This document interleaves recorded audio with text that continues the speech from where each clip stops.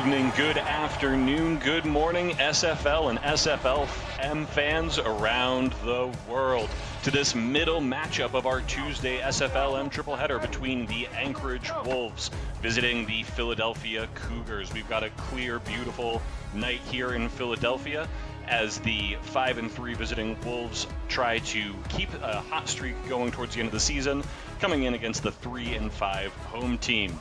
My name is John Campbell, and I'm joined in the booth by my good friend and colleague, DJ Kilgannon. DJ, tell me what you see in tonight's matchup that you're looking forward to. You know, looking at this game, I think it's going to be one that has the potential to be very high scoring. You know, Philadelphia has struggled in some games, but whenever you look at their record, the majority of their 3 wins have come at home, both in, one of which being in very convincing fashion, the other 2 wins being somewhat close, and against a very good Anchorage team that they lost pretty handedly to last time by 2 possessions. I'm excited to see if they're able to bounce back this week, this time at home, and shut down a very potent offense that is the Anchorage Wolves. Philadelphia wins the coin toss, and they've elected to receive the ball to start the game, and the kickoff is good.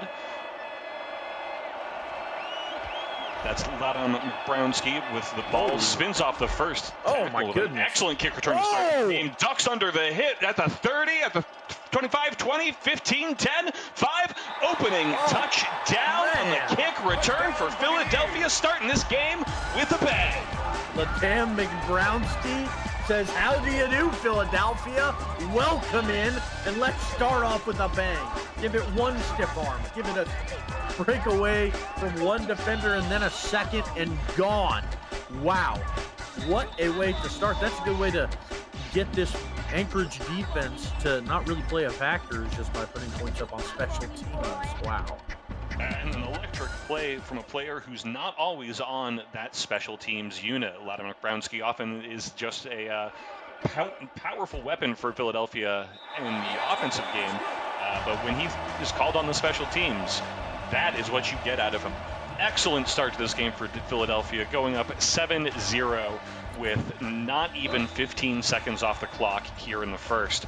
Kicking off the ball now to Anchorage. Let's see what they do on their special teams unit.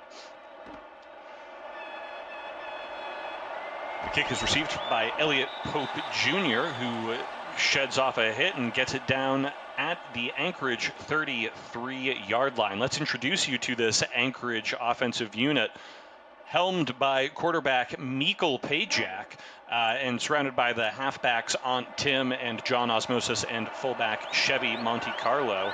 Out now with 2 wide receivers to the near side and a tight end with 1 receiver on the far side.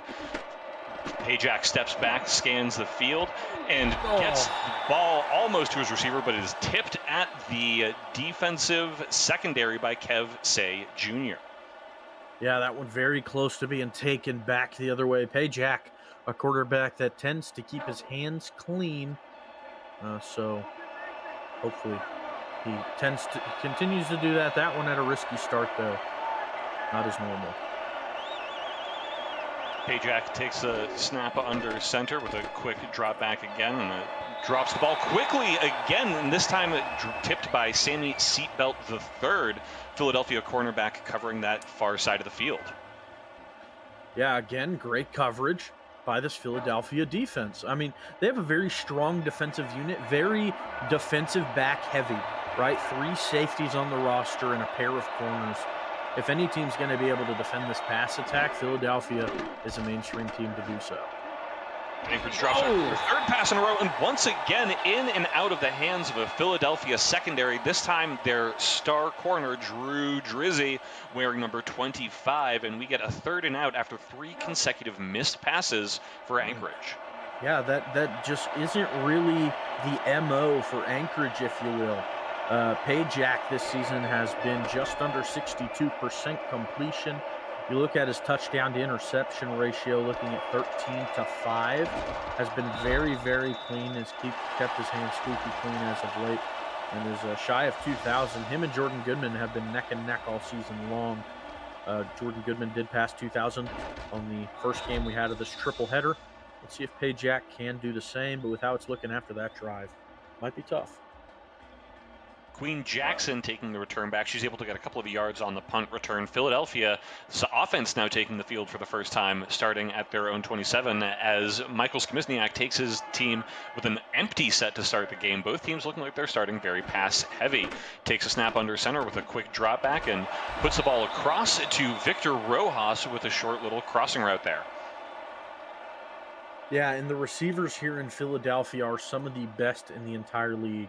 Victor Rojas and Ladam McBrownski in tandem already both are nearing 1,000-yard receiving seasons. Mike Skomizniak leading the league in passing yards by a good margin. The rest of that Philadelphia offense, including the halfback combo of Jesse Fretz and Smithers Witherspoon IV, has a beautiful pass downfield once again to Skomizniak's favorite target, Rojas. Rojas McBrownski joined in that wide receivers room by Queen Jackson and Dallas Sanders playing the Dev League, both from Oklahoma City.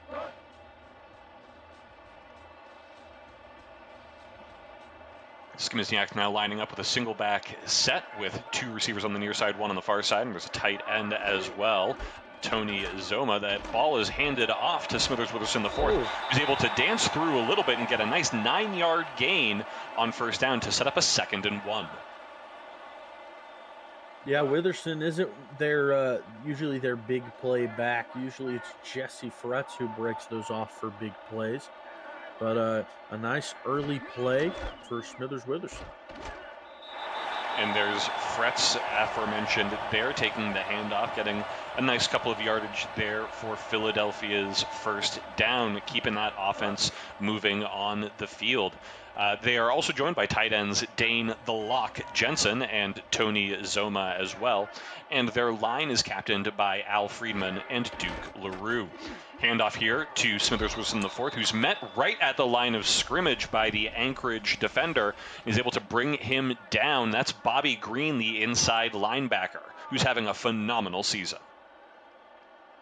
Yeah, he sure has. Leads this team in tackles and was sensational for San Jose last season. He joined pretty late into last season, but is certainly fully developing as the season continues. Zachary Babineau, the other outside linebacker, just behind him in tackles. The former Cougar playing against his hometown squad now. Excellent pass downfield once again on first down. Skomizniak connecting with his favorite target so far tonight, Victor Rojas, for a 12-yard gain. We're going to introduce you now to the rest of that Anchorage defense. In addition to Bobby Green and Zachary Babineau at the linebacker position, they also have Duncan on him playing there in the center. On the line, there's Jad McPherson and Finn Steele. And their secondary unit is captained by cornerback Julian Gasca and the Eric Belmont, the Queen City cornerback, is also playing some snaps in Anchorage as well. Skomizniak steps back, and in and out of the hands of Julian Gasca there, which would have been a much-needed swing of momentum for Anchorage here in the red zone defensively. Yeah, we have some ball-hawking defensive backs here in Anchorage. Julian Gasca is one of them. Would have been the 4th interception of his season and career, joining July 1st. A few season veteran in the league, or a few month rookie in the league, getting involved. Skomizniak takes the empty set snap and a beautiful pass right in the middle of the end zone to Victor Rojas. Philadelphia has now got a 13-0 lead, and they're going to bring out the kicker to try and make it 14-0. I'll tell you what, John. I mean, Victor Rojas has been sensational all season long, but he's looking on another level right now. I'd argue it looks like Brady White's out there throwing to him. It looks like he's back in his full San Jose form, where he was one of the top 2 receivers in the league last season, but this time he may not be second, as he's completely taken that drive by storm. You've got that right. Victor Rojas is a potent weapon for this Philadelphia offense, and a lot of defenses blanket him pretty seriously all game, but it seems like he's starting to get hot here early as the Cougars take a 14-0 lead, and they line up to kick the ball back to Anchorage. Well, it hasn't even been 4 minutes yet, John, and we already have a 2-possession lead for the Cougars. We talked about how that home field advantage may play a part in this game. And, of course, still 3.5 more than that quarters to play. So plenty of ball game left to be played, but Philadelphia looking extremely, extremely confident to come out of the gate. You've got that right, DJ, but you're also right to call out that just as Philadelphia has scored 14 points in less than 5 minutes, that means that Anchorage can as well. Let's see what the Anchorage offense looks like here with motion coming in the single back four with Joey Hightower moving to the far side of the field.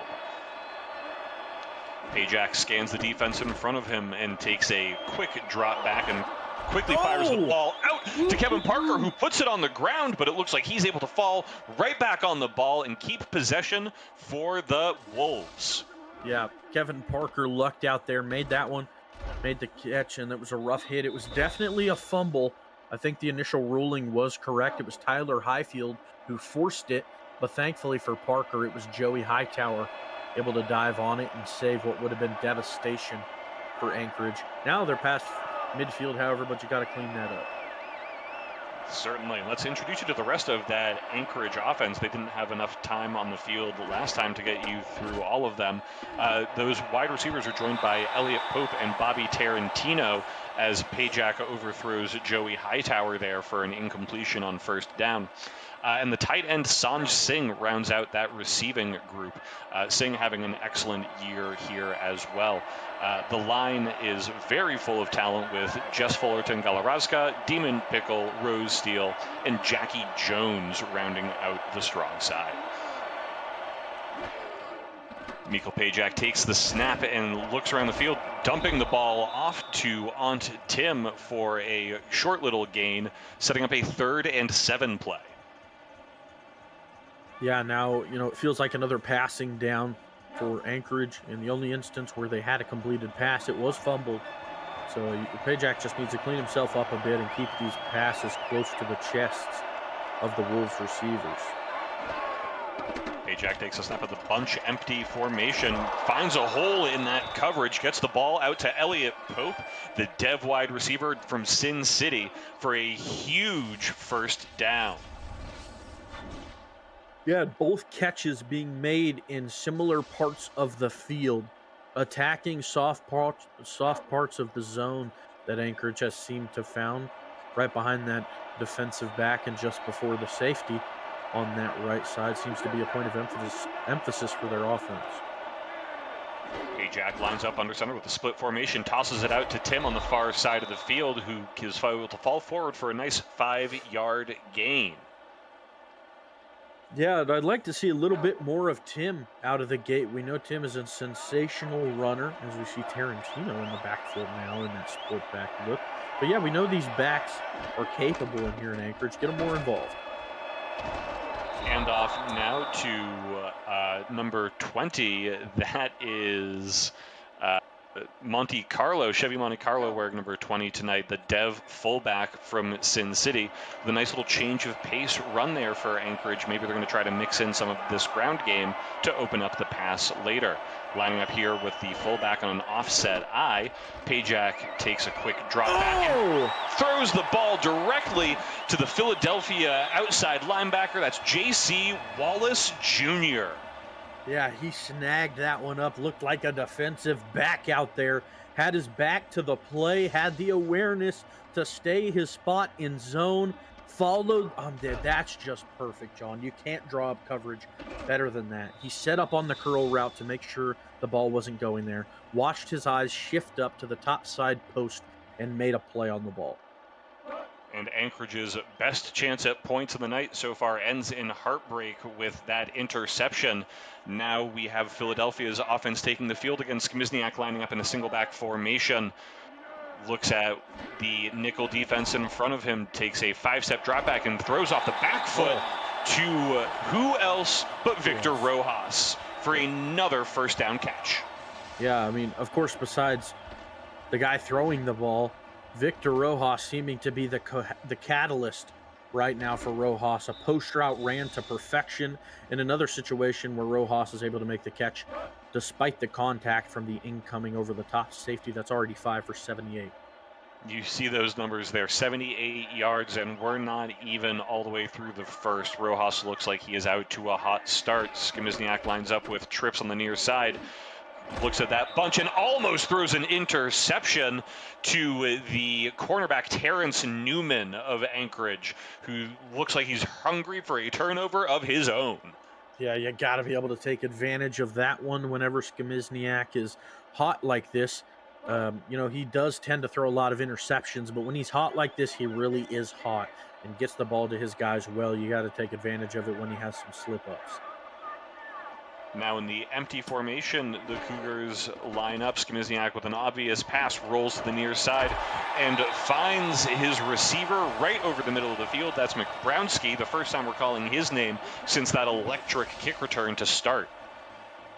Yeah, and again, a post route, and it seems like those are the plays that are really drawing up success for Philadelphia. You saw them have a route over the middle that drew the attention of the linebackers, and that's what led to the post being open over the middle. That's what Anchorage tried to draw up on that previous end zone attempt that didn't work out for them. The Cougars coaching staff are liking what they're seeing out of this empty formation, and why not? You're getting Rojas and McBrownski open all over the field. There's Rojas with another first down reception. Mark, and is it crazy to say that Rojas might hit the century mark before the quarter is over? We were at 78 before the last time we checked. That may have been, a 15, 18-yard catch. He's closing in already. Skimizniak with 114 yards already, and most of those have definitely gone to Rojas. Yep. Lining up here with a single back formation, handing off to Jesse the Fret Prince, who spins off the hit, is able to dance around a little bit and turn this into a 5-yard gain. Excellent shedding of that first tackle for the rookie running back. I mean, he ran about 15 yards on that play, John. Ran 5 forward, 5 back, and then 5 forward again to get down to 2nd and 5. That was one of the longest 5-yard runs I've ever seen. Cougars lining up with Skimizniak under center, single back. Takes a delayed handoff to Smithers Witherson IV, who similarly is able to spin off one hit and fall forward for a 4-yard gain. Yeah, and that's a little bit more of Anchorage's MO in the past. Love going with the draw plays, the more unconventional rushing attempts for them. That time Philadelphia brings it out of their back pocket and it works. Both of these teams known for their running back by committee. Philadelphia finding great success from their room today as they hand it off to the fullback, Mike Allstott, who can't get a yard gain, and they are now left with a 4th and 1 situation. And the coaching staff's going to have to make a decision here. Are they going to go for the kick or push for the first? Yeah, Sophia Peaches in range, playing in Fort Worth. We saw a devastating miss from Peaches in the major leagues for Fort Worth. And if there are any Fort Worth fans in the chat, hopefully that didn't hurt them too bad. This time, Peaches does make the kick after what has been a rough week for her, excuse me. Bounces back, makes the chip shot, and that was Zachary Babineau on the play. So the former Cougar already getting involved defensively, but I don't know about that play call at the end there, John. You go quads, but then attempt to run up the middle. I don't know about you. What do you think about that? I'm not a big fan. Well, and when you have the dynamic duo of Fretz and Witherson to give it to the, we'll say, rougher around the edges, Mike Allstott is a design choice that might leave some fans scratching their heads as Elliot Pope takes the kick return for a nice modest gain here. Anchorage starting this drive on the 32. Yeah, now, I mean, it's only the first quarter, but you got to score here. You cannot continue to let Philadelphia keep their foot on the gas without any answer, right? You need to get your passing attack going, pay Jack some confidence, maybe attempt a few short passes. Seems like most of their attempts are trying to take the top off of the defense, but let Pajak find what's open and maybe a few runs as well. Let things develop. And Mikkel Pajak starts this drive by handing it off to Aunt Tim right up the middle, but they are met by that linebacker, again, J.C. Wallace Jr. The Philadelphia Cougars defense is captained by Wallace Jr. as well as the defensive end Carlos Carter, who's joined on the line by Harrison Kilgore and Shin Yoneda. Mikkel Pajak of Anchorage takes a snap from under center, has plenty of time here in the middle of the field, and finds his wide receiver, Kevin Parker, who had a fantastic game last week and is having an excellent second half of the season for sure. Yeah, the late developing cross route for them, about 10, 12 yards and then across. That play is always going to mix up your linebackers because at that late into the play, you don't expect routes to be developing behind you. But in that instance, that play design it did exactly what intended, and it intended on attacking that part of the field, and it did so. Anchorage with a split back formation, but Pajak lines up for a pass and finds Kevin Parker with a beautiful over-the-shoulder throw for a touchdown. Anchorage on the board, 6-17 now. They're going to call out Joe Garfield, trying to make this a 10-point game right before the end of the first. Yeah, I mean, we talked about having to bounce back and not letting Philadelphia do this unanswered, and they do so. You throw it up to Kevin Parker, trusting your guy who had a big game last week, like you said, John. In one-on-one coverage, he pulls it down in front of the face of the cornerback covering him, slips away, and he is gone. 24 points in the first quarter. DJ, I think you were right. This is going to be one electric offensive game as Garfield puts it right through the uprights to make this 10 points. Now 7-17. We are going to get the kick right before the end of the first half as Garfield takes the field to kick it off back to McBrownski, who takes the ball with room to run over the 25, over the 30, and can't quite get to the 35, brought down forward progress at the 34-yard line. We draw this first quarter to a close. Philadelphia up 17-7, a huge offensive output, mostly by the home team here in the first. Yeah, and Anchorage did a good job bouncing back, and hopefully they can get a stop here as defense comes into the second quarter.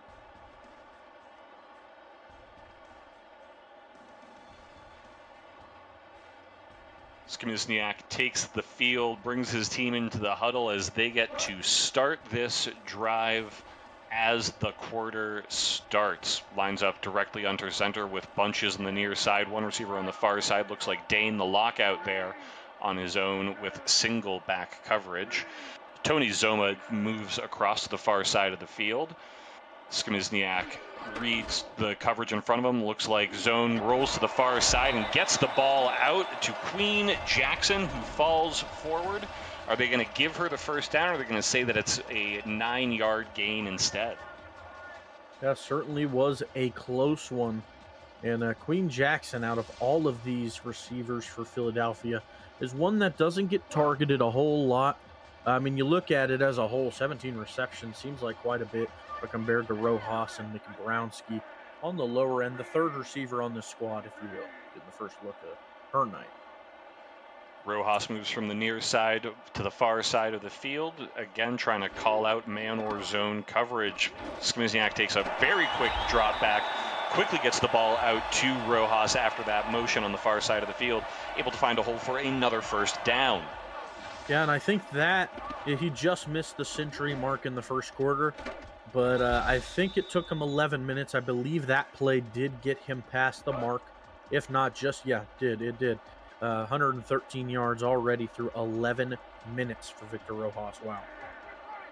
That is a spectacularly hot offensive output for the Cougars wide receiver. Skimizniak drops back and can't quite connect with Rojas there, looking for sort of a rub route over the middle, and instead we have 2nd and 10. Yeah, that's one of a few that hasn't completed for Skimizniak at this point. But these are the situations they thrive in. It seems like they aren't too keen on running the ball the majority of this one.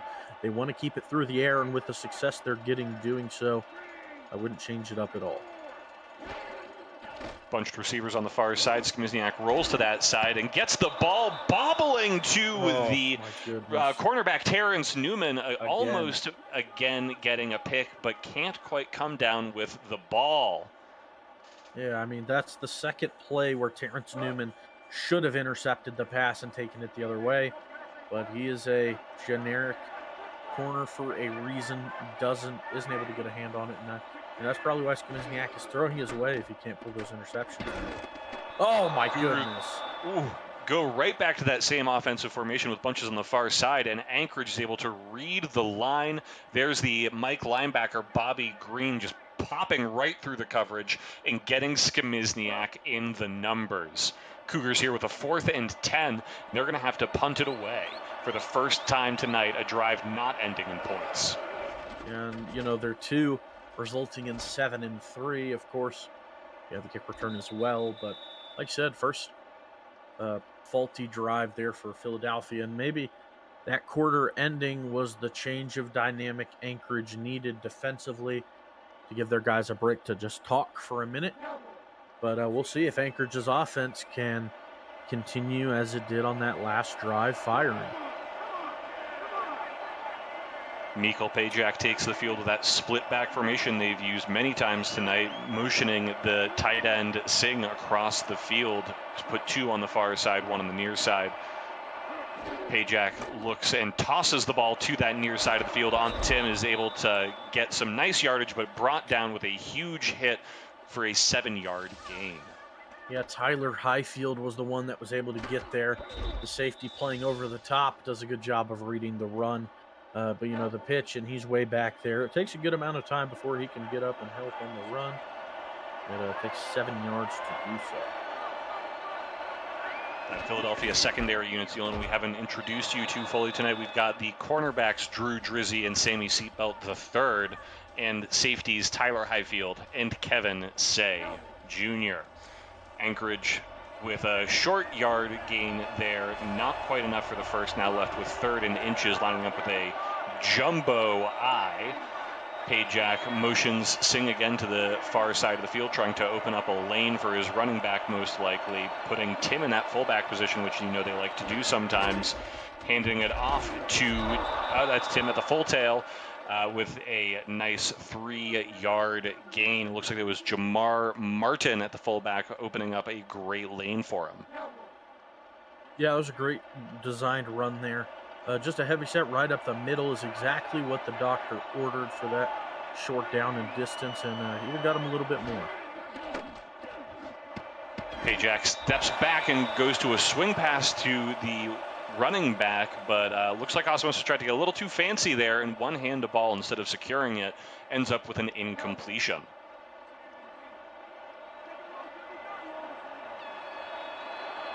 Lining up in an I formation with Tim at the fullback and Osmosis at the tailback again. Pajak takes a quick step back, short rolls to the far side, and passes back to the near side to Bobby Tarantino, the dev wide receiver from Chicago, for an Anchorage first down. And there we go. Pajak in this offense starting to light it up a little bit. Is able to connect behind Tyler Highfield, who seems to be playing in a little bit of a sub roll over the middle, and does a good job of getting it past him. Cougars defensive line shifting to the weak side of the ball, trying to call out some good pressure. Tim gets handed the ball from the fullback and is able to full forward for 4-yard gain, finding a hole in that moved defensive line. Yeah, Anchorage has finally started to get some momentum behind them. They had the completion from Pajak. They've been running very successfully. You just need to keep doing so. Don't let this outstanding defense of Philadelphia catch you off guard. Going back to that running well again, Pajak hands the ball off to Michael Wiley, the 3rd string halfback, as the Anchorage coaches love to move Tim, Osmosis, and Monte Carlo around to not only running back positions, but also receiver positions, so they dive deep into this depth chart.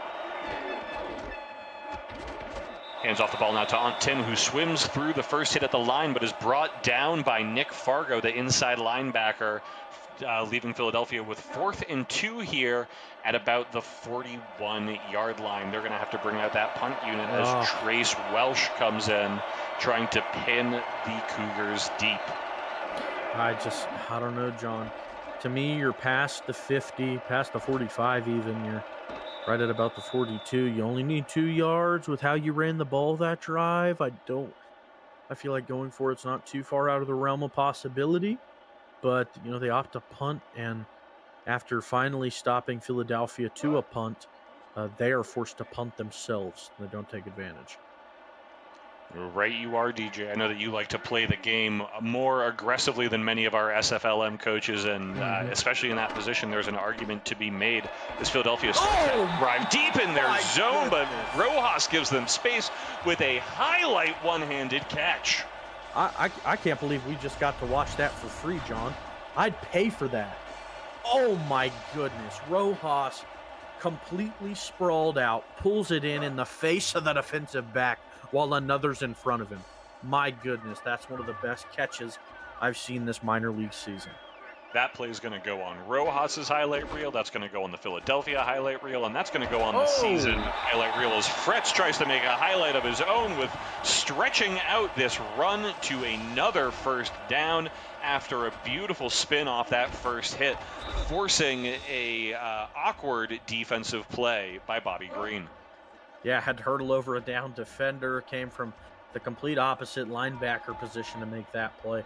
He's just the definition of a sideline to sideline back. Or linebacker, excuse me. Ooh, Skimizniak takes a three-step drop and passes the ball over, but Derek Ross, the corner for Anchorage, making a beautiful play on the ball, and Sanders can't come down with a one-handed reception of his own. Skimizniak now lines up with 2nd and 10 to go. Looks like they're going to be in that empty formation, 3 on the near side, 2 on the far side. Skimizniak motions the wide receiver Dallas Sanders to that far side to make it 2 on the near, 3 on the far. There's no motion from the Anchorage defense. Skimizniak buying time with a bit of motion. Overthrows Rojas, who was in triple coverage in that dangerous Anchorage secondary. I don't even hate that throw, John. It seemed like it was right on the money. If it was just an inch or two lower, would have been in Rojas's reach. It seemed like he was in a pocket, like in the middle of a triangle of Anchorage defenders. If he would have made that catch, I wouldn't have been surprised because it was nearly placed right on the money. Cougars now lining up for their 3rd consecutive pass attempt, and this time Rojas able to make up for the what he probably considers a loss of a catch last time, to make another great catch right between the hash marks and keep this Cougars offense on the field. Yeah, just the deep in route. You had the shallow post come over the middle, draw the attention of the linebackers away. You had the hitch route on that same strong side. And then just the late developing cross completely left wide open. Only the safety over the top could have made a play, and he tried. Fretz hands gets the ball on first down for a 2-yard gain after contact at the line of scrimmage. Bobby Green working with his line teammates to bring down the running back. Philadelphia now lining up in the single back formation with 3 on the far side, 1 on the near side. Anchorage looks like they see a hole that they like there. Skimizniak rolls out to his left and passes the ball, but Rojas can't quite make it in some tight coverage by Anchorage over the middle of the field. I mean, eventually you need to spread the love here in Philadelphia, the city of brotherly love. You'd expect them to. But Rojas still being your only catalyst offensively eventually. And it seems they have. Anchorage has picked up on it and are completely double and tripling him at points. Tony Zoma motioning from the near side to the far side of the field. Skimizniak lined up under center. Takes a 5-step drop back and quickly gets the ball off to Queen Jackson for, just as you were calling for, spreading out the ball around those Philadelphia receivers. We haven't seen either of the tight ends get involved in the receiving game, just blocking a lot so far. Yeah, for sure. Trying to protect the edges for Skimizniak. You know, he gets he's been sacked 21 times this season. Up there as far as sacks go across the league. If I'm not mistaken, yeah, he does get sacked more than any quarterback by a huge margin. Cougars lining up. And passing that ball. It's a dangerous pass, looking for Dane the Lock Jensen, making a rare route run. But it looks like it was Bobby Green getting his hands on there. But Dane still almost comes down with the ball with a rolling dive, but can't quite bring it in. Yeah, kept his eye on it the whole time and just barely did pull it in. That was almost an incredible play from Dane.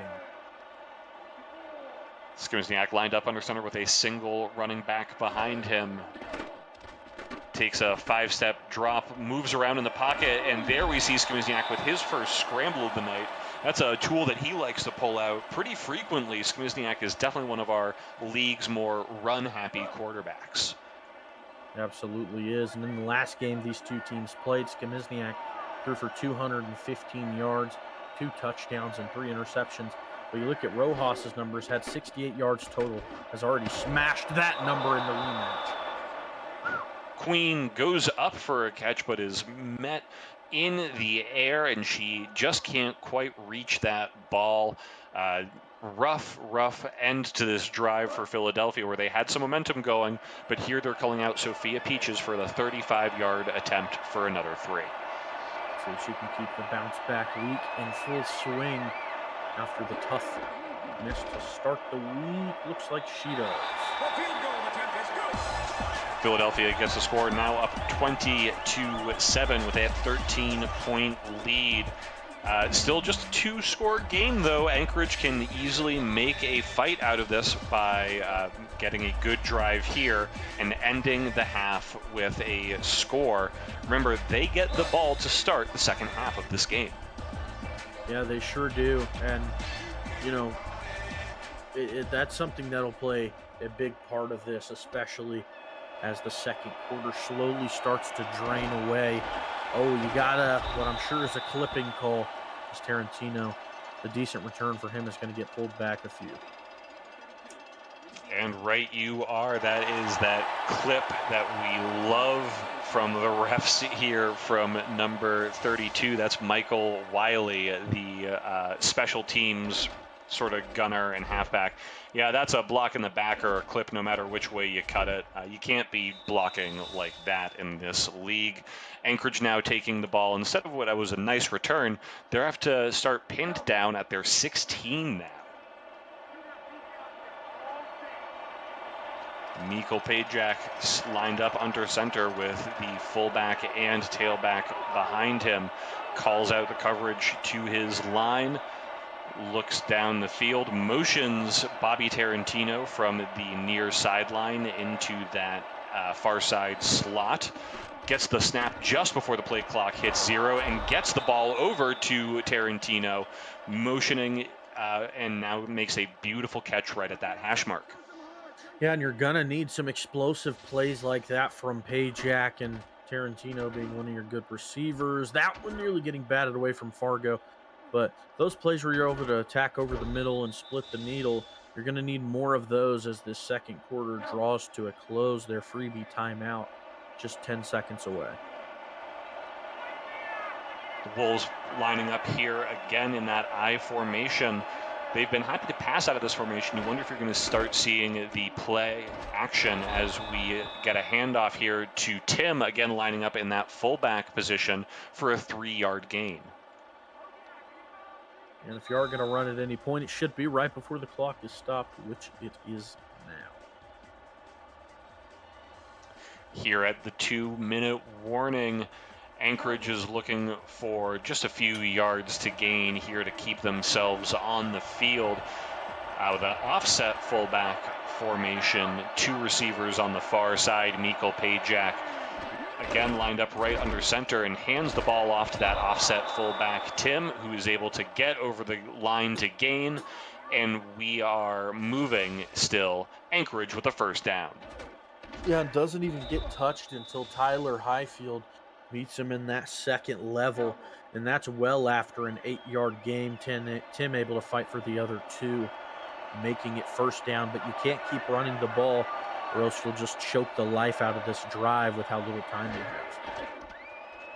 But run it they do, tossing the ball to the far side with the fullback Chevy Monte Carlo, who's able to get 6 yards. But Anchorage is not running to the ball, not calling a timeout. Looks like they are happy to keep possession here all the way to the end. Pajak lining up again under center with an I formation, keeping a lot of men right on the line with some tight ends and slot receivers here as they hand off the ball to Tim in the fullback, who can't quite get the first down, and now we see the timeouts coming out. Yeah, devastating hit there by Kev Say Jr. to mark that run short of the sticks, and now Anchorage forced to a 3rd and short scenario. As they're gonna, I mean, I imagine you pass here. I can't see you running with limited time and only 2 timeouts. And you are right, but they can't make the connection as Pajak throws it just a little too low for Parker to make the shoestring catch.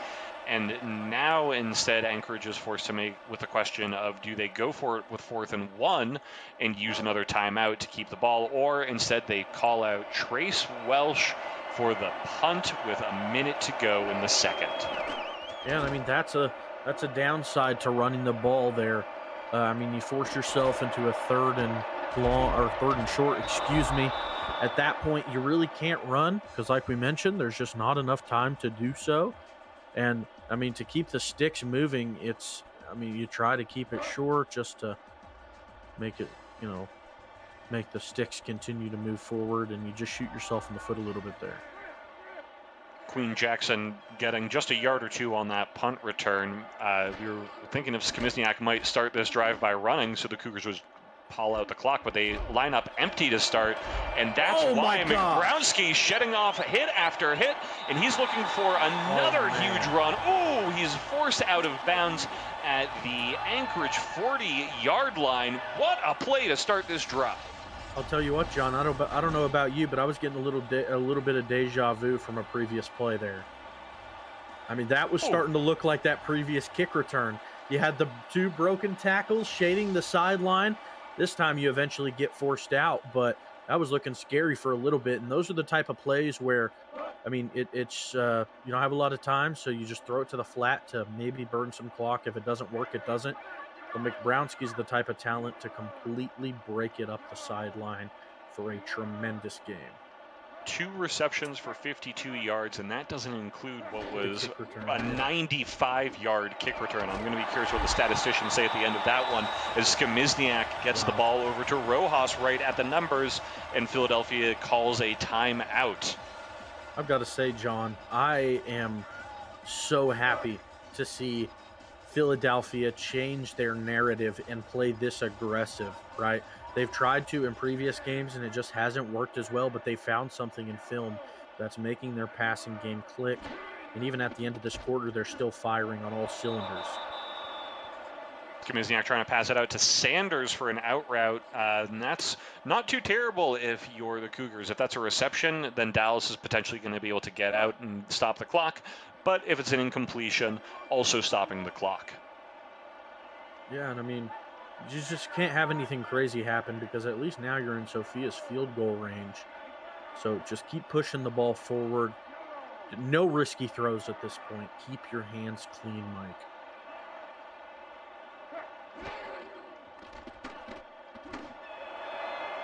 Oh, that was scary. Spider web had their, what do you call it? I don't know, what do you call spider? They have legs? I don't know. There's a word for that.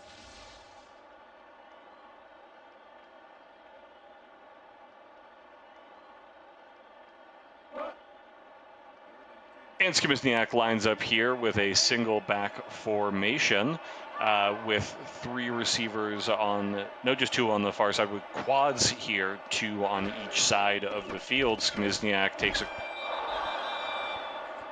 but the Anchorage defense is too tight and no reception can be made. Yeah, that was a very tight throw there.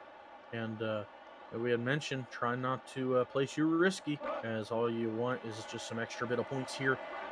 They will, however, get the field goal, making it a 3-possession ball game now. If the kick is made, this is in the wheelhouse for Sophia Peaches, though. Dang. The field goal attempt is good. Right down the middle. Longest previously was 47. That's just a yard shy of that. Still perfect is Sophia Peaches this season.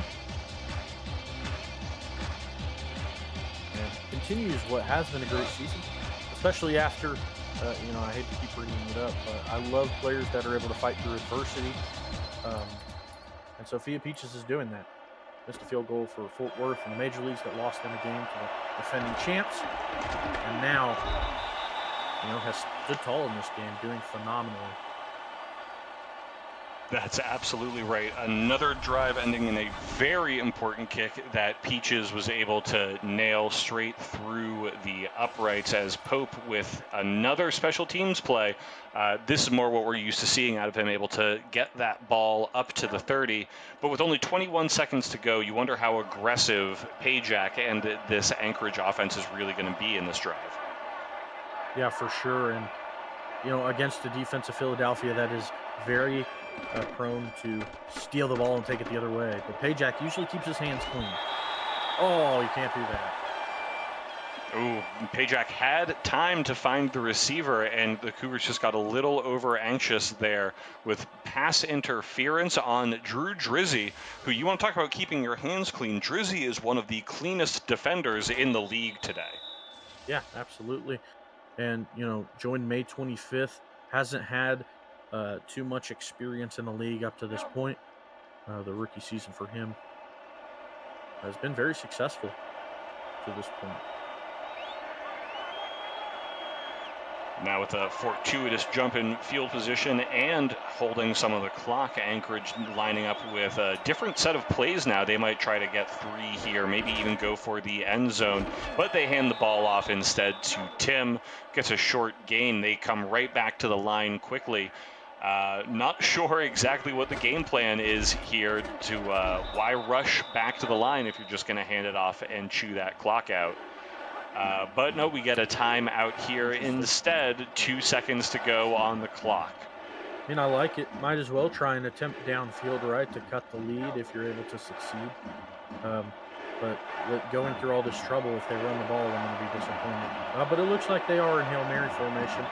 Crazier things have happened, John. Let's see what they can do. Certainly, when you're lined up at the Philadelphia 45, if Pajak can get some time, but instead gets the ball almost to Sammy Seatbelt III, who's out there in coverage. And that's the clock at zeros. Here we are at the end of the first half. The home team Cougars up 23 to the visiting Anchorage 7, with what looked like it was going to be an explosive scoring game in the first, has kept up for one team, but slowed down for the other. DJ, tell me what you saw there in the first. Yeah, I mean, it's just been pure dominance for Philadelphia, right? We saw the one explosive play from Kevin Parker that separated Anchorage and allowed them to score at the end of that first quarter. But, I mean, Philadelphia, 17 points in the first quarter, unanswered. And then Anchorage does answer. Then Philly answers in tandem with 2 field goals. And, I mean, it's just going to be hard to stop. Of course, your player of the game, Rojas, 16.3 yards per reception and a touchdown. They've been firing on all cylinders like we've never seen from this team. You've got that right. This is the most impressive we have seen out of this Philadelphia team on all 3 phases of the ball. And this is exactly the time of year that you want to see that if you are a Cougars fan.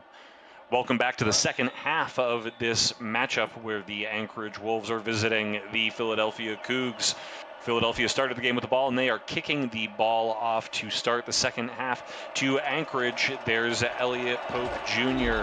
taking the ball and able to take it up to that 34-yard line. Yeah, and something to talk about in this game, John, is the previous time these two met. Keep in mind, Anchorage did pull out the win 31-17.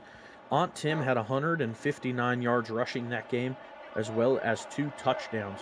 Anchorage has opted to completely switch up the play calling and is now going pass heavy, Matt. Maybe that's something to think about as this game progresses.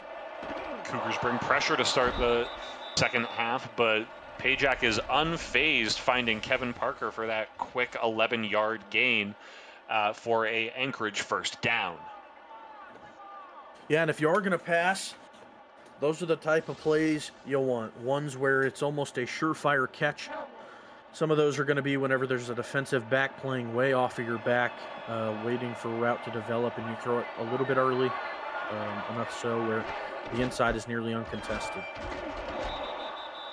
Tim gets the handoff on first down and is able to fall for a 5-yard gain. We wonder if Anchorage tries to mix up their playbook and get this Philadelphia defense off of their footing a little bit. Well, they sure are. They just need to keep up some momentum here. And you see a very heavy set here for Philly. Stacking that box indeed, but Yeesh. unfazed, handing the ball off to the fullback Chevy Monte Carlo, who's able to get another 3 or 4 yard gain. Anchorage now at 3rd and 2. Pretty much their whole playbook in this short yardage situation just across midfield. You see motion, the tight end Singh moving to the far side of the field as the Philadelphia defender moves with. Handing that ball off again, and Tim is met at the line and brought down by the inside linebacker, Nick Fargo. Yeah, that one was just completely blown up. These linebackers for Philadelphia are doing so. Oh, they're going to go for it. Looks like they're set to run, though. Let's see if these linebackers of Philly make another big play. Philadelphia was aggressive in the first half, and it looks like Anchorage is going for it in that same style here in the second as we see that blitz flying overhead. Oh, pushing forward, and they say that he gets that first down. The fullback Chevy Monte Carlo from Sin City using that powerful little frame of his to get that first down. Yeah, and it didn't look like he was going to get it until one of the defenders tried tackling him from behind, which gave him the momentum to get ahead. Pajak lines up under center, quick drop back and gets it out to Kevin Parker. Looks like that's the favorite target of the night. Parker's made some excellent grabs once again here, getting a first down after a quick cut and a pass getting just past Seatbelt the third. And it looks like Philly is using one of their linebackers as a manned-up corner. It was on the other side of the field, but I think J.C. Wallace was lined up in a corner spot over a receiver. Ooh. Getting the ball out vertically, trying to find the tight end Singh for the first reception on the night. Using that physical frame for a good jump, but just too much contact there, and Singh can't come down with the ball. Anchorage now at 2nd and 10.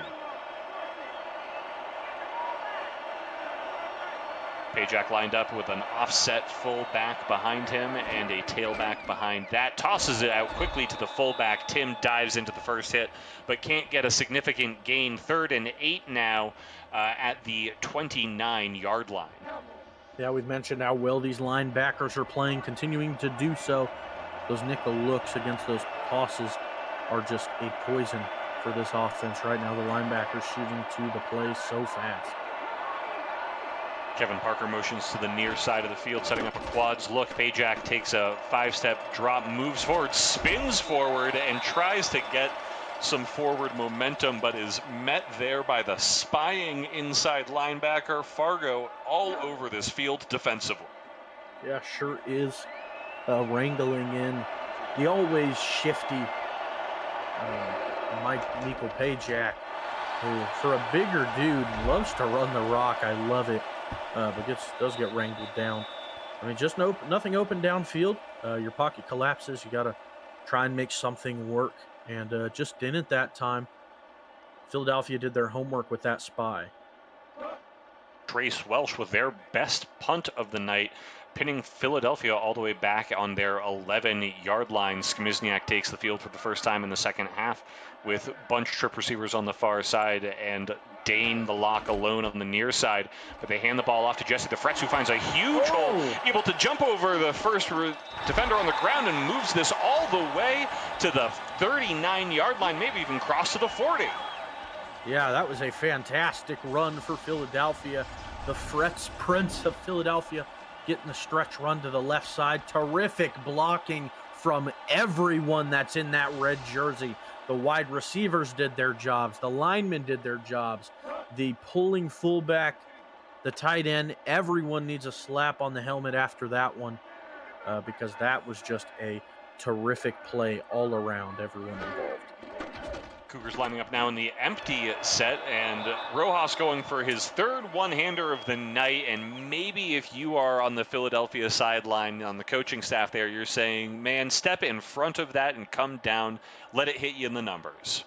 Yeah, Mike Skmizniak is probably getting ready to grab Rojas by the face mask and tell him to start using 2 hands, because a lot of these are getting forced out at the last minute when he tries with just the one. And certainly a lot of yards being left off of the table for them. The Anchorage defensive line spreads to a fan look, and Fretz moves in directly to that fan, and it phases him not one bit as he's able to push forward for another huge gain. Yeah, Jesse, I mean, doing such a good job. Nice ball carrier vision, fantastic tackles being broken. And, I mean, you look downfield on that run, and again, a terrific display of blocking. This loaded offensive line for Philadelphia stands tall.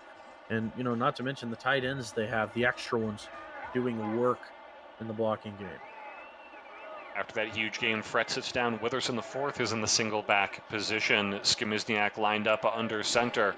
Looking in front of him, tosses the ball out to Witherson the fourth, who stiff arms one defender and falls forward for about a gain of, I was going to give him 3.5, but they say it was 4. 2nd and 6 for Philadelphia. Yeah, and I mean, the run game finally getting utilized a bit more on this drive, maybe to open up the pass game some, but it's been working, and you're forcing looks and dime when you're running, and it's working. The Fretz Prince gets handed the ball off there, once again getting over the yard to gain, and is pushed forward by a frustrated Anchorage defender to get a little extra yardage. Jad McPherson coming off the line to throw Fretz to the ground. Yeah, and then you saw in that look, you had Dane Jensen out as a wide receiver, and you're running out of the dime to make less linebackers on the field. Oh, man! But a huge interception here by Bobby Green, the Mike linebacker. Skimizniak was getting a little too aggressive, let that momentum get him feel himself a bit too much, and hands Anchorage the ball in the Philadelphia drive, ends with no points. Yep, was trying to attack Victor Rojas again in the middle of the field. Finally bit him in the butt. The first interception of the day for him. Really the only nick on his ball game up to this point.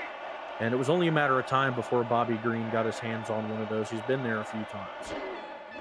Green, one of the best defenders in the league today. And there we see a little bit too aggressive defense by J.C. Wallace Jr., I think, in coverage for that play. Yep, looked like it. Let's get another look at it here, because I really want to. I'm curious of, because this didn't look like it initially.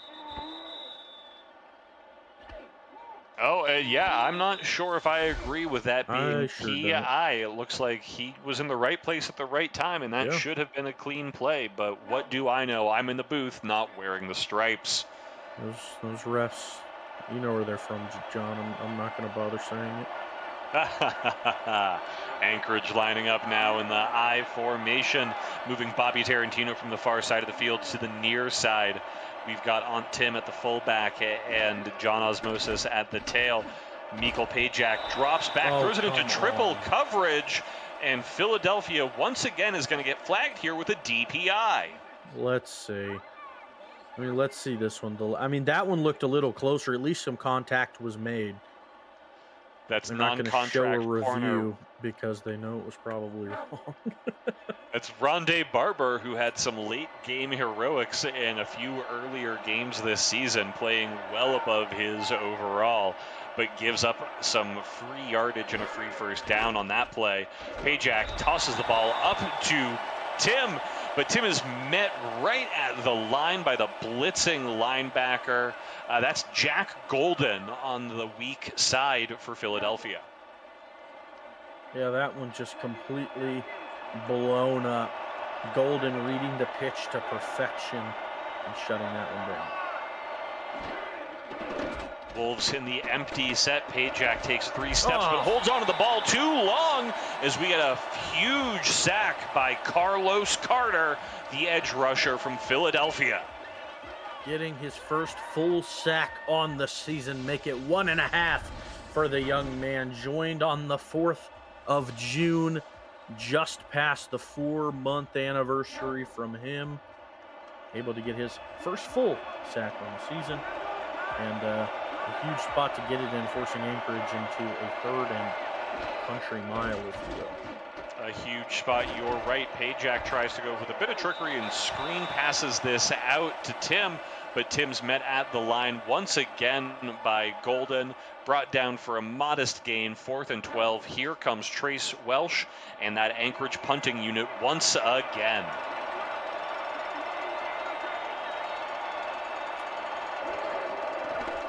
Welsh takes the snap, gets the ball up in the air, going down.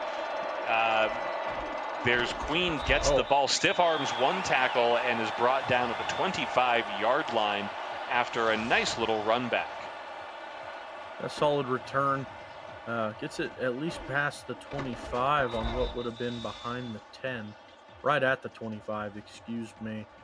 Philadelphia got to chew a little bit of clock away here as they're up by a good bit. You don't want to leave Anchorage too much time in any situation because, as we saw from their sole touchdown, they are explosive. We do know that Skimizniak likes to stay aggressive, though, as he takes a wise handoff here to Jesse Fretz, pushing forward for practically a 10-yard gain, falls forward just shy of that line to gain. Yeah, that was a terrific run. And it seems like Philadelphia, every time they run the ball, is just, I mean, they've done something special with their offensive line scheme tonight. You can see Jesse's stats. He's averaging over 10 yards a carry. I mean, that's just sensational. Looks like the locker room adjustments that they made here at halftime dictated a heavy ground game as Smithers Witherson IV gets the ball there for the first down and then some.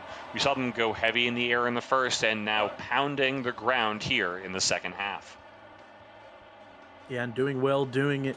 It's a great scheme to ride up after you have the lead. This is the type of scheme you want that, like, you know, once you do have the lead, this is the scheme you want. Skimizniak lined up right under center with a single back. Fretz gets the ball. Excellent downfield blocking by that defense, that offensive line. It looks like the center, John Wade, made a beautiful setup for Fretz for a huge gain on the ground once again. Yeah, I mean, so much room for Fretz to run, pushing him past the 45. As he's averaging 11 per carry. Even Victor Rojas got involved in the blocking scheme on that play. And that's what you love to see out of your wide receivers as Smithers Witherson IV hurdles the first defender and is brought down after a 7-yard gain. 2nd and 3 here for the Cougars. Yeah, and this is the instance you want to be in to run the football. Keep it short down in distances, and you'll be ahead of the sticks all day with how they're running. Skimizniak lined up now again in that single back. Fretz tries to spin through a hit, but Anchorage finally meets them with the gang tackler, and Fretz is brought down after a 4-yard gain, but now over that century mark, 104 yards. Yeah, and it's crazy. The majority of that production is coming from this third quarter alone, where he has just been amazing. And here's the fourth, taking that for 11-yard gain on his own. First down to first down. And that's what the Cougars are doing best. When they're attacking in the air, you have to watch for Rojas and McBrownski. And on the ground, you're looking for Fretz and Witherson IV. As a defense, that's hard to contend with such excellent skill weapons. Yeah, it was Belmont who finally was able to make contact with him well past the second level. Before it was already too late. First down was already made. Skimizniak snaps the ball instead of letting the clock wind down on this third quarter, handing the ball off to Fretz for a 5-yard gain. We have wrapped up 3 quarters here in Philadelphia. This SFLm matchup is currently quite a spread. Anchorage with 7, Philadelphia with 23.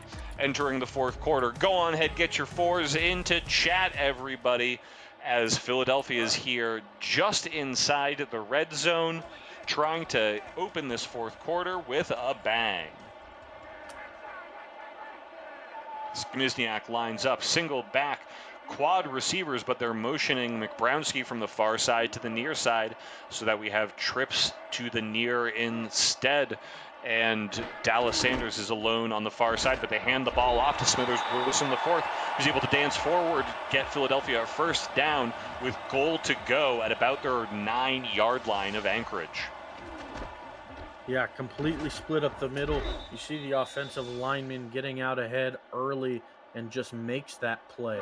That's 76, John Wade, getting involved heavily on that play.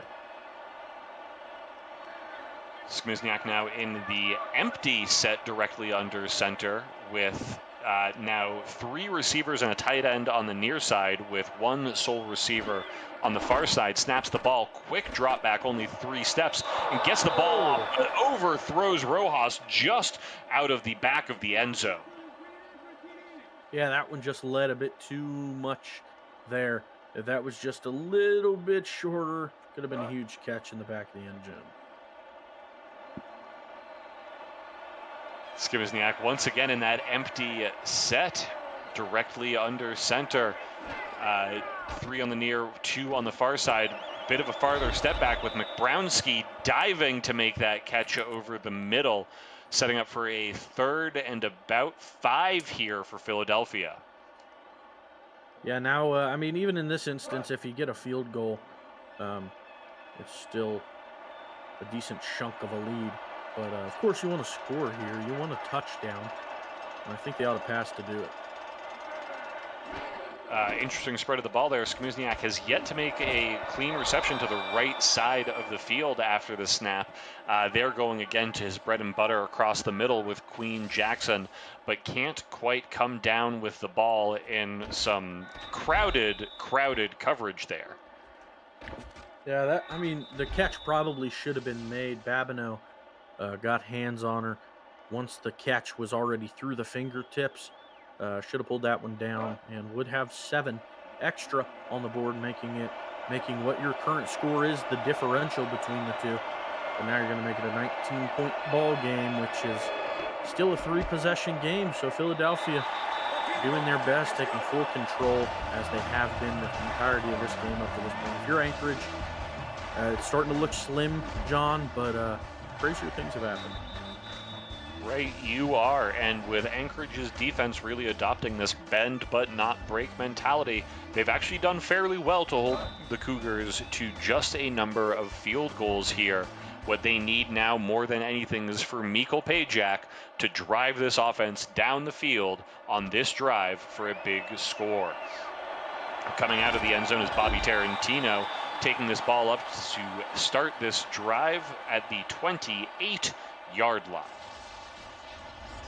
Yeah, and it feels like, John, this is an instance where if you don't score on this drive, then things are starting to look a little spotty going forward, right? Because if Philadelphia gets the ball back offensively, they're going to run. And when that's how the defense has been playing, they have struggled to stop said run. So it feels like if you get down without scoring even further, then you might be down and out. Anchorage going back to that pro look with the split backs, tossing the ball to the near side, but there is Jack Golden, once again, the outside linebacker, ready to meet the onslaught and stop that Anchorage gain. Now lining up in the single back formation, looks like John Osmosis is alone back there. Pajak drops back, tries to get the ball to Kevin Parker, but the coverage is too tight by Drew Drizzy, and the pass is incomplete. Yeah, now, I mean, you have about 2 more instances, probably going to go for the 4th if you get down in that scenario. Unless, I mean, it keeps in this distance, then they might not. I mean, keep the ball away from these defenders of Philadelphia. Easier said than done because they've been ball hawking all night. Anchorage using a similar look to what Philadelphia was, empty set with 4 skill players on the near side. Pajak drops back, looks to that near side of the field, tries to find anyone he can. Oh, and a huge reception to Joey Hightower down the field for a much-needed score. Anchorage gets this to within 13 points, maybe 12 after the kick. Wow, talk about some explosion on offense. Joey Hightower runs the seam, a deep post right up the middle, splits the top of that cover 2 zone. The defender tries to chase him down, but Hightower is fast enough to just completely burn a hole in the defense of the defense of Philadelphia. And man, John, you look back at their 2 scores, 2 very explosive plays.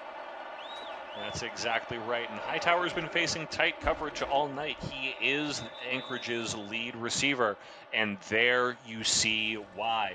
Able to turn that drive into just 3 plays for the score, as we are now in a 12-point contest, as Anchorage is going to kick the ball off with just over 8 minutes to go to the Philadelphia offense.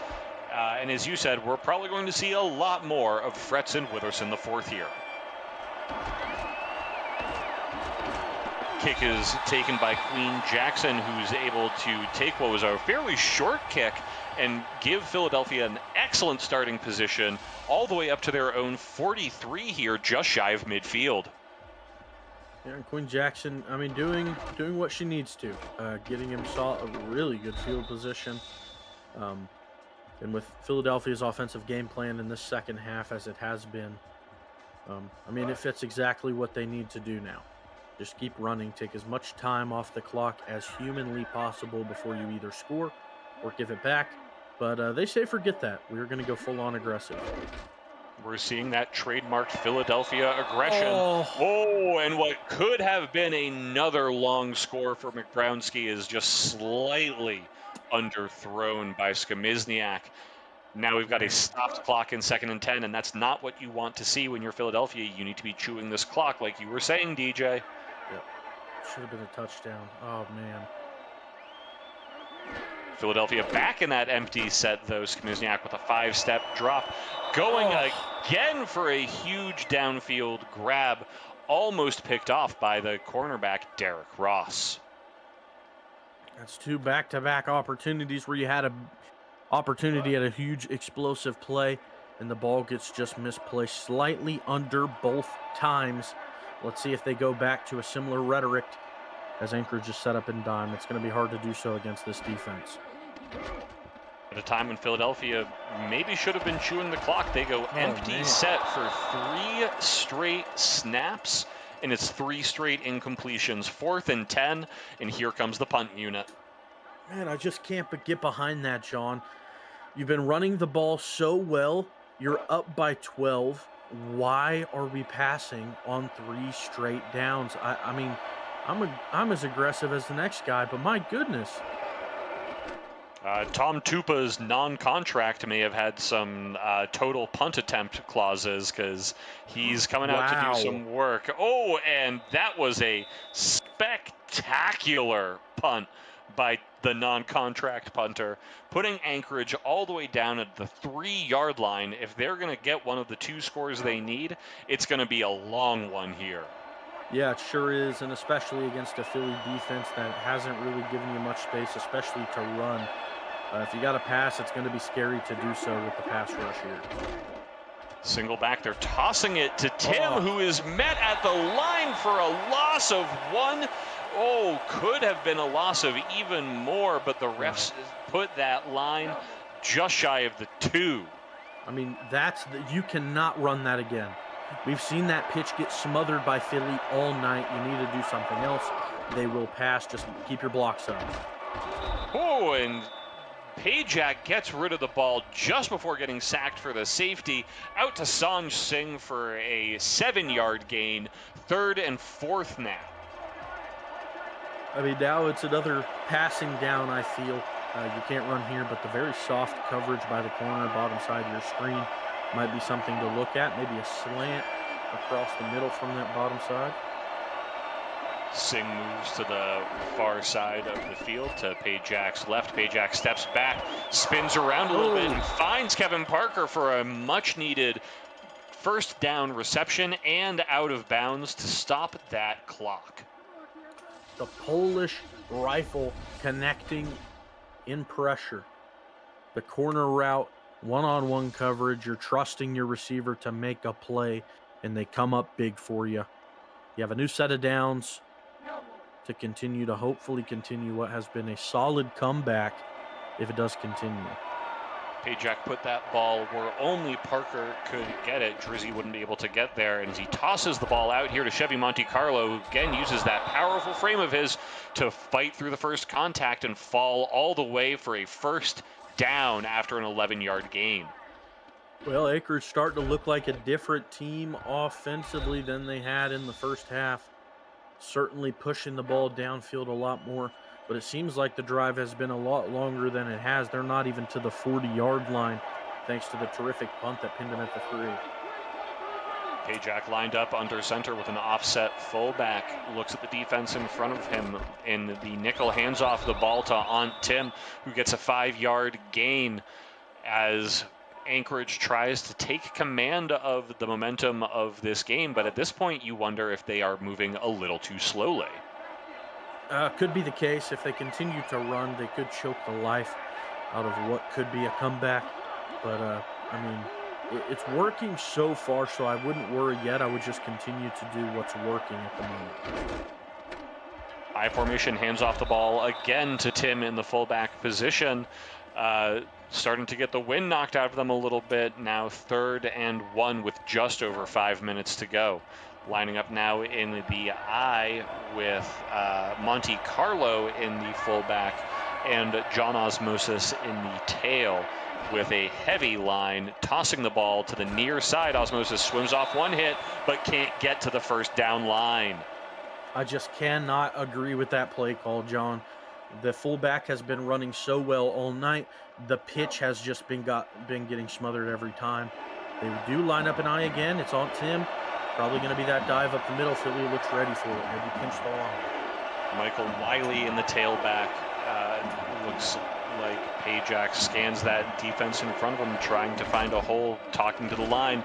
Tim gets the ball and is able to move forward for a 3-yard gain, which is just more than they needed for that first down. Keep themselves on the field. Yeah, Golden shuts it down just past the sticks. But you did mention it earlier, John. The continuous running makes the clock look a little shaky. That set of downs alone took almost a full minute off the field. Here we see Kevin Parker moving to the far side of the field with a split back formation. Pajak hands the ball off to Chevy Monte Carlo, who's met behind the line of scrimmage for a loss of 1. 2nd and 11 with 4 minutes to go. Yeah, J.C. Wallace Jr. there was in a designed zone. He saw the run play developing, did a good job shooting the outside of the offensive line, and wrangled down the runner behind the line. Anchorage lines up in the I formation. Pajak drops back and overthrows Kevin Parker in what is a dangerous pass to Sammy Seatbelt and Tyler Highfield, both there in coverage, ready to take that ball. Yeah, the Polish rifle aiming a little bit too high there.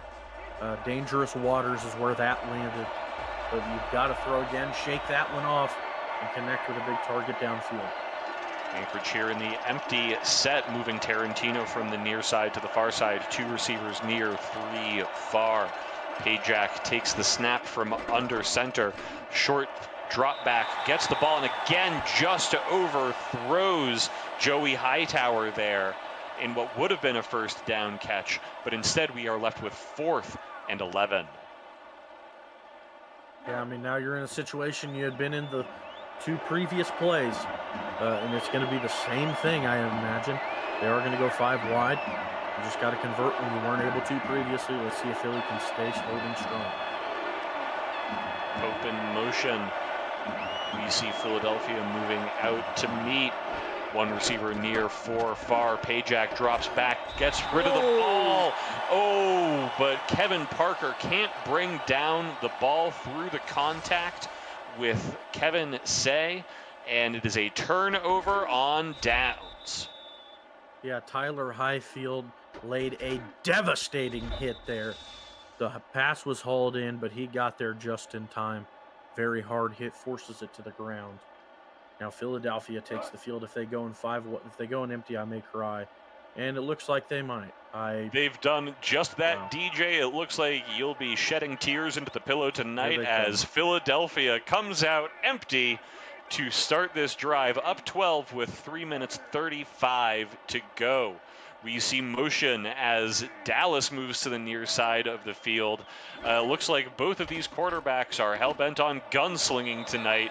Logic be danged. Oh, as the ball is just a little too low for Lotta McBrownski to catch. Yeah, and Belmont had a chance on the ball. I mean, if you're the offensive coordinator for Philly, you got to keep the ball on the ground. I just don't see a world logically where this is what you do, but what do I know? They continue to do so. Maybe Fretz and Witherson IV have both decided to take their cleats off for the night, because once again, Philadelphia here in the empty set, we see Dane the Lock Jensen moving to the near side. Skimizniak drops back, scans the field for the pass, and gets it out, but the ball is blopped out of McBrownski's hands before he can come down with a reception. Excellent coverage there by Eric Belmont. Yeah, just too tight of a pass when you don't need to be throwing the ball. You're in great field position. Oh, now they'll have a back in the backfield when it's third down. They do have trips to the top, though, against the dime look of Anchorage. Anchorage's D-line shifts to Skimizniak's right as he motions a receiver to his left. Hands off the ball now to Fretz, who dances off one hit but can't get through the second. 4th and 2 now at the Anchorage 32-yard line. And the one run play they decide to run gains 8. If you did that three times instead of the one, that's 24 yards. But now they're forced to punt unless they go for this, which would be very, very shocking to me. They will punt, and they're going to give Anchorage another chance to try and make a spontaneous comeback. Tom Tupa takes the long snap and tries to pin the Wolves offense back again, but there's just a little too much sauce on this one as the ball bounces back into the end zone for the touchback. Anchorage now taking the ball with 2 minutes and 47 seconds left to go, still needing those 12 points to tie this game up. Pajak lines up in the empty formation, scans the field, and takes the snap with a 5-step drop, gets the ball out and overthrows the receiver. There's just a little bit too much grip on that one, I think. It seems like the quarterbacks are getting sweatier than they need. Yeah, looking like a carbon copy of what Philly just previously did, again in an empty look, and again it's quads. Philly and dime to match. They know what's coming. Pajak gets that ball off, though, to Parker, who makes the grab and steps out of bounds instead of getting tackled inbounds. Kevin Parker with a clutch grab to drive this Anchorage field position nearly to midfield. Yep, Parker, another huge explosive play, 153 yards on the day. The majority of those coming in huge explosive plays. And they do convert on one of their pass attempts, just shy of midfield. They got to keep throwing. Keeping in that empty look, Pajak motions Tim to the near side, being used as a receiver here. 4 on the near, 1 on the far side. I mean, Pajak drops back and gets the ball beautifully to Joey Hightower, who lined up in the slot. And here, before the 2-minute warning, Anchorage is opting to go with the hurry-up offense, taking that snap quickly, getting the ball out again to the slot receiver, who comes down for another first down. Lining up here, 3 receivers on the near side, 2 on the far on that empty set. Pajak drops back. And this time, Philadelphia is able to get there. Who else but Rondé Barber, the clutch time hero for Philadelphia. Yep, and go ahead and catch your breath before some more hurry up, John, as Anchorage comes to the line. They got to continue to pass as they had some success doing so. Looks like they found something they like on this right side of their offense. Back to that empty set under center. Pajak lines up and gets the ball out. Ooh, but there's some physical coverage there by the gang of Tyler Highfield, and I think it was J.C. Wallace dropping back into coverage as well. Yep, I believe you're right. Having to pass again now. You need to convert now, or it's all or nothing. Again, similar look. motioning a receiver from the far side to the near. That's Elliot Pope, who stops just shy of the tackle, keeping 3 on that far side. Pajak drops back, and there it is, that motion paying off with a first down, 1st and goal to go for Anchorage here, trying to get a snap off before the 2-minute warning. Pajak does get the snap, but passes an interception to Drew Drizzy, the captain of that secondary for Philadelphia. And that is a dagger if you are Anchorage. It sure is. Joined back in the 25th of May.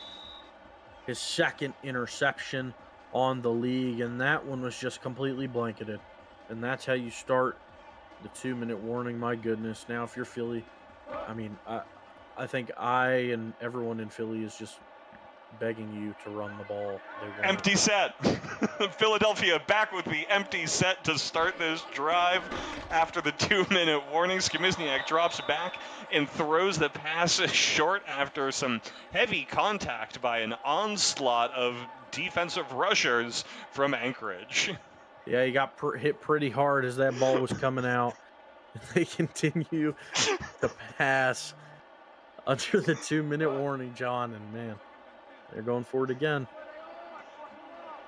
It looks like Skimizniak and Pajak got together and in their Eastern European heritage decided to just slang this thing at the end of the game, going empty sets all around. We have Dane the Lock Jensen moving to the far side of the field. Skimizniak drops back and throws the ball just shy of Rojas, who would have had the first down, but instead we're at 3rd and 10. I mean, they were passing a lot better when it wasn't out of 5 wide, John. The whole beginning of this game, they were passing sensationally, and they weren't doing it out of these sets. Now they're forcing themselves into. Now let's see if they pass 2 straight and then run on 3rd again. And 3rd and 10, they go to the single back, and they're handing the ball off to Smithers Witherson, the 4th. This is some spectacular keeping the defense on their toes play calling by the offense here as Anchorage calls a timeout, and we're going to see Tom Tupa here for his 3rd consecutive punt. Besides Drew Jersey looking like the 4th quarter player of the game for Philadelphia, because he's just been fantastic. I mean, that's a great punt. Oh my gosh. To the opposing 30, Tom Tupa. Wow. Legendary Tom Tupa, if you know, that's you a dude. know. That is a dude if I've ever seen one. Anchorage starting with the ball on their own 30. We're going to have to air this ball out and do it quickly if they want to make a game of this one. Pajak takes the snap, steps back, looks downfield, and finds his receiver with a huge gain. That's Joey Hightower. Again here in the 4th quarter, making a huge, important catch. Timeout, Anchorage. Yeah, I mean, and that one converts well for them. I mean, you need more of those, though. I mean, it's still possible, John, but it's very unlikely. They've got to keep passing and keep doing it successfully. And they need huge chunk yardage plays like they just had and like they just got there again with a massive catch. That was Hightower once again getting another first down. Anchorage now on the Philadelphia 40, making quick work of this field, but they are now out of timeouts. They sure are. Get those vocal cords warmed up because it's about to be some hurry up unless they can get a nice play out of bounds. The dime looked for Philadelphia, though. Waits for them in tandem. Sanj with short motion moves from the sideline to just the edge of the line. Pajak drops back, passes it to Sanj, who's able to grab it for another first down. Anchorage back to the line quickly from the Philadelphia 24-yard line. Pajak under center takes a snap, drops back 5, and and there's another interception for Philadelphia as Nick Fargo, the Mike linebacker, grabs the ball in coverage out of the middle, and that may be all she wrote. Pajak, who only had 5 interceptions coming into this game, makes it 8 after this trio of interceptions, 2 by the linebackers and 1 by Drew Drizzy. This game surely coming to an end. Philadelphia, please, they will. I'm shocked. but they are in victory formation. I was half expecting to see Skamizniak kneel it out of the empty, but instead they were we gonna keep do see the throwing. victory formation.